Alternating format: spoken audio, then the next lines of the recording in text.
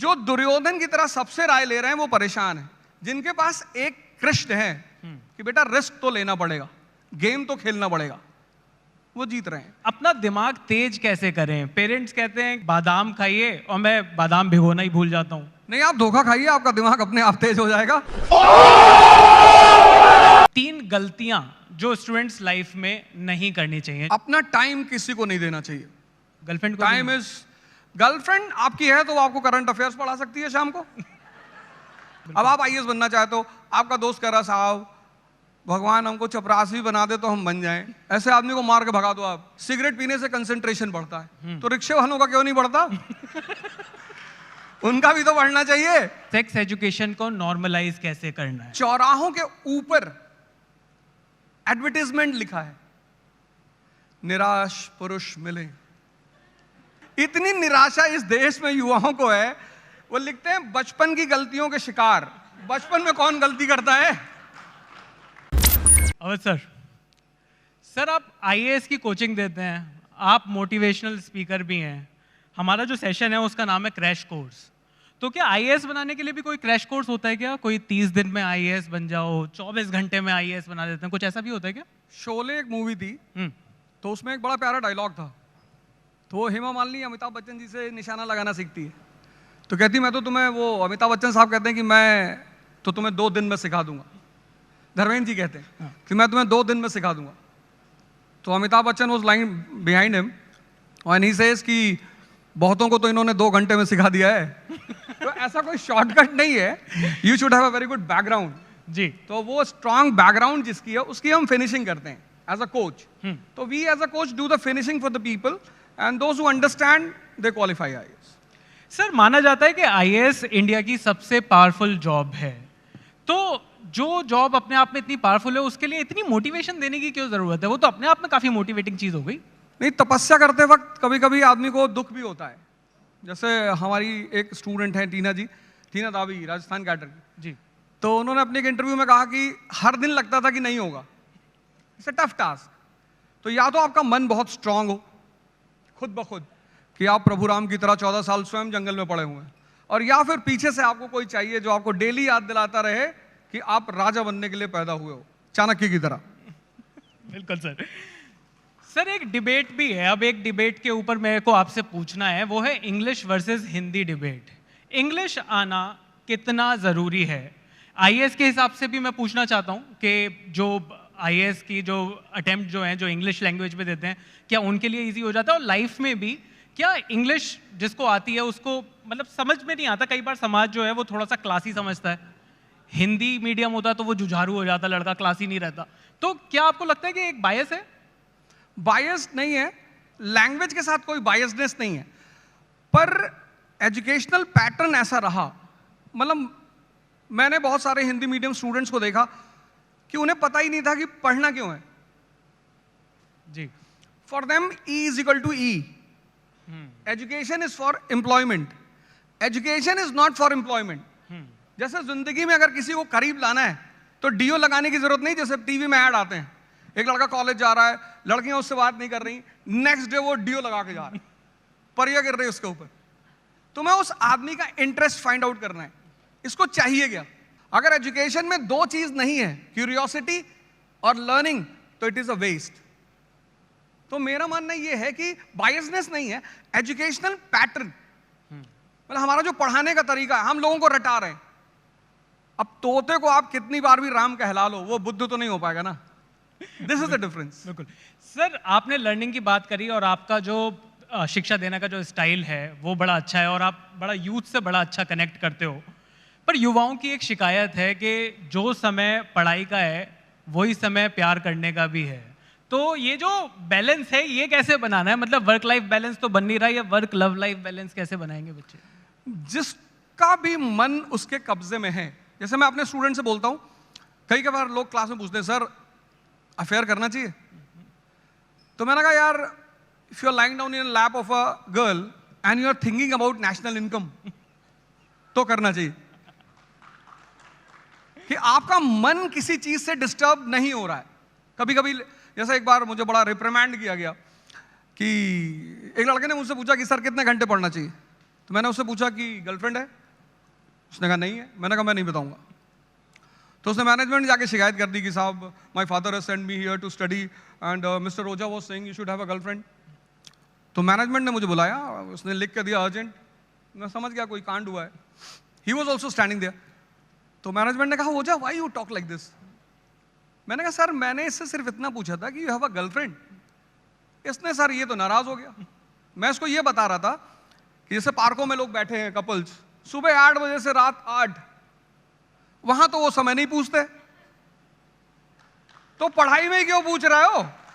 मेरा कहने का मतलब ये था कि जहां भी मजा आएगा वहां आदमी टाइम नहीं पूछेगा। जी बिल्कुल। तो you should love what you are doing, you should be passionate about your work, आप सब कुछ करोगे। सर एक क्वेश्चन और लोगों के बीच में आता है कि बहुत बार डिसीजन मेकिंग के टाइम पर ना लोग समझ नहीं पाते, बहुत बार क्रॉस रोड्स पर होते हैं कि किस तरीके का डिसीजन लिया जाए। और बॉलीवुड ने तो वैसे ही एक लाइन दे दी है कि दिल की सुनो दिमाग की सुनो। आपको क्या लगता है कि जब आदमी को दिल की सुननी चाहिए या दिमाग की सुननी चाहिए, या फिर जैसे कहते हैं कि इमोशनल डिसीजन या फिर प्रैक्टिकल डिसीजन? नहीं, डिसीजंस जो हैं लाइफ में, जैसे हमारा जो मन है वो द्वंद्व का शिकार रहता है, ड्युअलिज्म। उसकी वजह यह है कि 95% लोग दुनिया में हर चीज कंफर्म करना चाहते हैं। जैसे कोई स्टूडेंट मेरे पास आता है तो बोलता है सर मैं आईएएस बनूंगा। अब अगर ये बात मुझे पता होती कि मैं नहीं बनूंगा तो मैं तैयारी ही क्यों करता?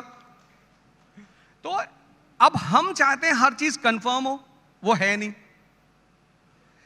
तो जितने लोग कंफर्म करना चाहते हैं वो सबसे बात करते हैं, हजारों लोगों से पूछते हैं, दुर्योधन की तरह।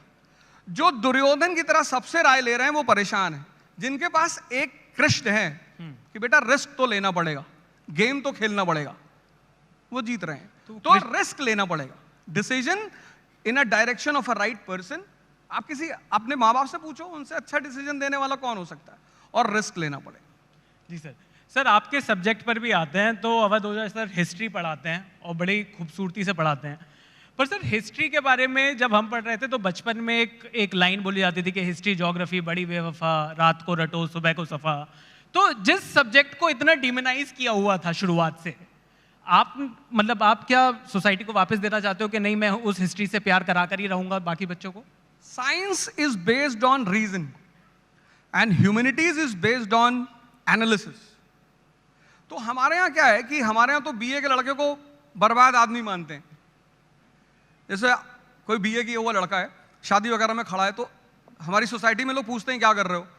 इंजीनियरिंग कर। अरे वाह, एमबीए तो ठीक है भैया, हम बीए कर रहे हैं, पीछे आओ। तो वो बीए को मानते ही हैं कि बर्बाद आदमी। इस कंट्री में ह्यूमैनिटीज को बहुत रेयर इंस्टीट्यूशंस में पढ़ाया जाता है। तो जैसे अभी आपने कहा, हमारी टीचर क्लास में 10th में बोलती थी कि बेटा बस अब हिस्ट्री दोबारा जिंदगी में कभी नहीं आएगी जी, और वो सामने आके खड़ी हो गई। अब जिस कंट्री में लोगों को पता ही नहीं कि उनका नेशन पैदा कैसे हुआ, ये इंडिया कैसे पैदा हुआ, ये नेशन बना कैसे, तो वहां पे हिस्ट्री पढ़ाना एक थोड़ा चैलेंजिंग होता है। तो मैंने फिर आचार्य रजनीश से एक बात सीखी, philosophy to be converted in stories.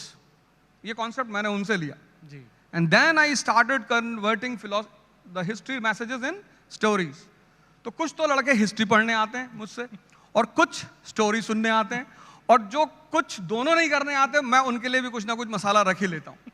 कहीं वुमन की बात छेड़ दी, कहीं सेक्स की बात छेड़ दी, वो तुरंत अटेंटिव हो जाता है कि अब क्या बोलोगे। तो वो मैं जानता हूँ कि किसको कहाँ पे जिंदा करना है।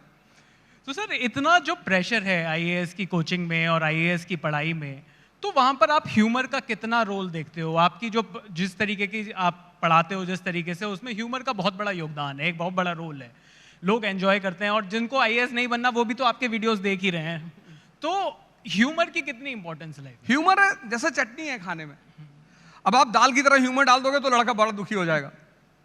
तो आपको ह्यूमर को, जैसे 2.5 घंटे की क्लास होती है, तो साइंटिफिकली क्लास 40 मिनट्स 45 मिनट्स, तो 40 मिनट्स के बाद चूंकि हम एक एलिवेटेड लेवल पे होते हैं तो हमें पूरी क्लास दिखाई पड़ती है। कोई आसमान की तरफ देख रहा है, किसी ने सामने वाले को उंगली कर दी, कोई मुस्कुरा रहा है, कोई कुछ कर रहा है, तब मुझे पता होता है कि अब स्ट्राइक करना, अब मिसाइल मारनी है। बस वहीं पे मैं उस चीज को तुरंत डाइवर्ट कर देता हूँ। सर एक देश के एजुकेशन सिस्टम के बारे में भी आते हैं। आप जिस तरीके से आप क्लासेस लेते हो, मैंने जैसा कि कहा बहुत सारे व्यूज़ हैं आपके वीडियोस पर, बहुत लोग पसंद करते हैं, पर जो देश का एजुकेशन सिस्टम है इस टाइम पर, क्या आपको लगता है कि उसमें कुछ चेंजेस की ज़रूरत है? क्या आपको लगता है कि आइडियाज़ ऑफ इंडिया के मंच पर हैं हम, कुछ चेंजेस की रिक्वायरमेंट है इस टाइम? नहीं, बिल्कुल हमारी स्कूल लेवल की जो एजुकेशन है उसे हमें ट्रांसफॉर्म करना पड़ेगा। मतलब हमें लोग पैदा करना पड़ेंगे जो सोचें, सोच तो वो वैसे भी रहें, पर सही दिशा में हम उन्हें कनेक्ट करना सिखाएं, जोड़ना सिखाएं। तो और वो एजुकेशन अच्छा रोल प्ले करती है। तो if schools will be good and teachers will be respected, जैसा यूएस में टीचर्स को, मैं अपनी बात नहीं कर रहा हूँ, मैं गवर्नमेंट टीचर्स की बात कर रहा हूँ। तो if teachers will be given due respect by the government and the society, and educational pattern पूरा ऑब्जर्वेशन बेस्ड होना चाहिए। हमारे बच्चे स्कूल से आते हैं दुखी, निराश, जैसे कारगिल से आ रहे हैं, 50 किलो का बैग पकड़े हुए हैं बेचारे, कि ये बेचारे मजदूर टाइप के, और वो पढ़ना नहीं चाहते क्योंकि वो सीख नहीं रहे, उनके ऊपर प्रेशर है, रट रहे हैं। वो ओवरहॉलिंग जरूरी है और टीचिंग जो फैटर्निटी है उसके लिए काम करना जरूरी है। जी सर, बिल्कुल। सर कई लोगों से मैंने पूछा इस इंटरव्यू से पहले, मैंने अपने इंस्टाग्राम पे एक स्टोरी भी डाली, मैंने पूछा कि आपके साथ बैठ रहा हूँ, कुछ सवाल करूँगा, तो एक सवाल ये भी आया है कि अपना दिमाग तेज कैसे करें? पेरेंट्स कहते हैं कि बादाम खाइए, और मैं बादाम भिगोना ही भूल जाता हूँ। नहीं, आप धोखा खाइए, आपका दिमाग अपने आप तेज हो जाएगा। उससे अच्छा बादाम से ज्यादा काम करता है वो। तो मन को स्ट्रांग करने का सबसे बढ़िया तरीका, आप एक्सपोज रहो, सोसाइटी में रहो, लोगों से मिलो, उनके साथ उठो बैठो। आप धोखा खाओगे, आप इतने मैच्योर होते चले आओगे कि आपको किसी बादाम की जरूरत नहीं पड़ेगी। सर एक सवाल और लोगों ने पूछा है कि फियर ऑफ फेलियर के बारे में कई लोग बात करते हैं। ये फियर ऑफ फेलियर का जो प्रेशर है, ये गुड प्रेशर है या बैड प्रेशर है? नहीं, प्रेशर अच्छा होता है। दो चीजें होती है, एक होता है प्रेशर, एक होता है स्ट्रेस। तो प्रेशर इज वेरी गुड। जैसे फियर बड़ी प्यारी चीज है। बच्चा है छोटा सा 6 महीने का, उसको उसके सामने सांप आ गया, अब उसे पता ही नहीं है सांप है, वो तो जाके पकड़ लेगा। लेकिन हम आप तो भागेंगे ना। तो fear is a preventive mechanism in a body. अच्छी चीज है, वो आपको एक्टिवेट रखेगा। पर जब आप स्ट्रेस में आ जाओगे देन यू विल सफर। तो people lose because of stress, not because of fear. बहुत बड़ी बात सर। सर क्या लाइफ में प्लान बी भी होना चाहिए? क्या प्लान बी होना कमजोरी की निशानी तो नहीं है? जिनके पास सपने होते हैं उनके पास प्लान बी होता ही नहीं। कटोरा होता है, उसको वो घर में रखते हैं और उस कटोरे पे लिखते हैं कि ये मेरा फ्यूचर है अगर मैं हारा। मेरे पास है बड़ा सा। क्या वर्कaholic होना ठीक है? वर्कaholic नहीं, ड्रीम अल्कोहलिक होना चाहिए। आपका सपना आपका नशा होना चाहिए। इतना काम क्यों करना? इतने सारे लोग हैं दुनिया में काम करने के लिए, वो करेंगे। लेकिन आपका सपना अगर आपका नशा नहीं है तो फिर वर्कaholic होंगे तो आप मजदूर होकर रह जाएंगे। कोई और आपके पैसे पे मर्सिडीज लेके चलेगा। आप तो सिर्फ दिमाग को जिंदा करो, बाकी कुछ करने की जरूरत ही नहीं। सर एजुकेशन ओवरहॉल की आपने बात करी, ये मेरा फेवरेट टॉपिक है कि सेक्स एजुकेशन को नॉर्मलाइज कैसे करना है। मतलब मैं अपने टाइम की बात करूं तो 20 साल पहले भी जब ये टॉपिक आता था तो टीचर भी थोड़ा सा घबराता था, बच्चे हंस रहे होते थे, तो इस पर असहज थे लोग। आज भी असहज दिखाई देते हैं। सेक्स एजुकेशन कितना इम्पोर्टेंट है और सेक्स एजुकेशन को इम्प्लीमेंट करने का आपके पास कुछ कोई तरीका है, कुछ आपका सोच है इस चीज़ के ऊपर? आप कभी इलाहाबाद गए? इलाहाबाद नहीं सर। इलाहाबाद एजुकेशनल हब रहा किसी ज़माने में। उसको ऑक्सफोर्ड का, ईस्ट को ऑक्सफोर्ड भी कहते हैं।